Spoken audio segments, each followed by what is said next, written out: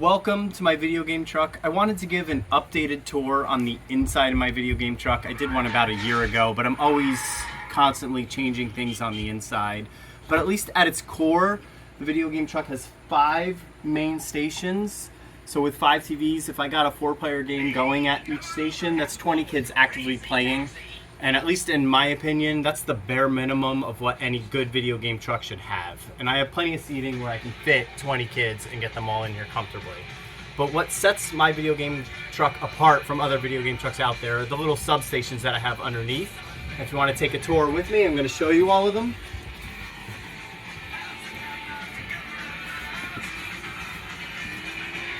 So on the back station, the 2 big TVs, these are both PS5. And PS5, I can do anything from Madden to Minecraft, anything in between. I'm going to be updated on whatever new game comes out. But right underneath those, I have 2 little racing stations. This one has Cruisin' Blast and Mario Kart 8 Deluxe. And both obviously are great for any age. It has an auto drive feature for young kids where they don't even need to hit the gas pedal. But adults can obviously play that too. And back here, I got a new old steering wheel. I've been trying different arcade games that aren't available on modern consoles, like Crazy Taxi, Hydro Thunder, and a few others.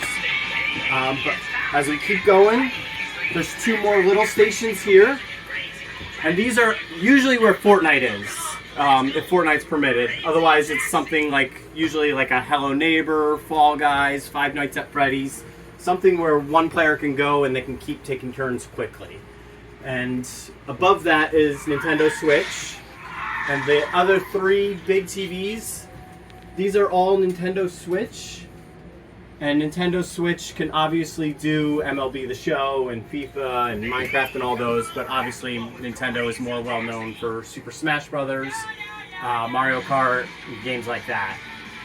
This TV has Nintendo Switch, but it also has something else, and I already changed the input, as you can see with my daughter playing Duck Hunt. I have a little light gun station, and Duck Hunt is great for any age, whether it's kids, parents taking turns with it. I have other PG shooting games as well as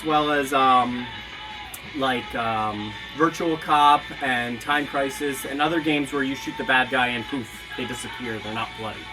I do have one bloody shooting game, and that's House of the Dead. It's the arcade version with the green blood, but if someone tells me no mature games, I'm not even going to make that one an option. And you could always tell me, like, no mature games, but House of the Dead is okay. Otherwise, if it's not this light gun station, it's just going to be a regular Nintendo Switch, and I can do Mario Kart or anything else on this TV. But I feel like having a light gun is just a staple with video games. But moving on to the rest of the little stations, we have the Infinity game table here. And this is really great with the non-gamers because it's mostly board games. It can do anything from tic-tac-toe to memory to Candyland and anything in between.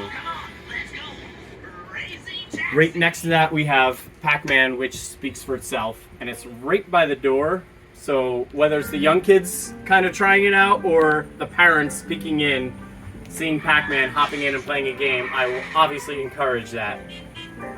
Over here I have 2 more little TVs, and this is also usually the Fortnite station. And all my Fortnites, 1, 2, 3, and 4, are all epic friends, so they could do a solo, duo, trio, squad. I'd rather, if they're gonna do a game like Fortnite, I want to encourage them to play together. I also have a bunch of Nintendo Switch lights, and my intention with these was to do Among Us in a group. This, because you can't know who the imposter is. You can have one player, a group of them all together and not know who the imposter is. But as Among Us is kind of waning in popularity, usually these become Fortnite, and they're still epic friends with the other TVs. Or if I just have someone shy that doesn't want to play with the group, like I could put Mario Maker on here, Kirby for younger guests, something of that nature.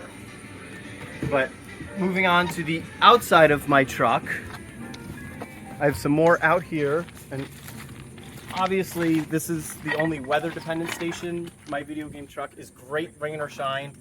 even if it's raining and we're all inside the truck, like doing a rainy day party and video games just kind of go together. But if the weather cooperates, I have Next Playground, which if anybody knows what the Xbox Kinect is, it's all motion sensor games.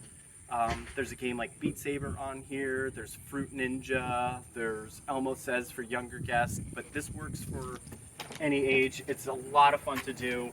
It's one of those things where once you get it started, others will hop in or take turns.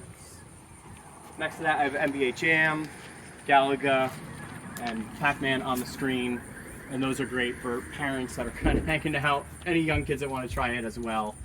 But I also have a regular Xbox and an extra Nintendo Switch. So if these don't catch on, I can do a regular game out here. Just I always like to do something different or something where they're up and moving. That's kind of the synopsis of the video game truck. If you have any questions, if I have like the newest game or something, you know, make sure I didn't change something out in the truck, you can always call or email or ask. I will say all my parties are always curbside with the side door facing the house. Everyone asks about the driveway. Even if the driveway's big, I'm so big and so low to the ground, I can't make the turn to get into a driveway.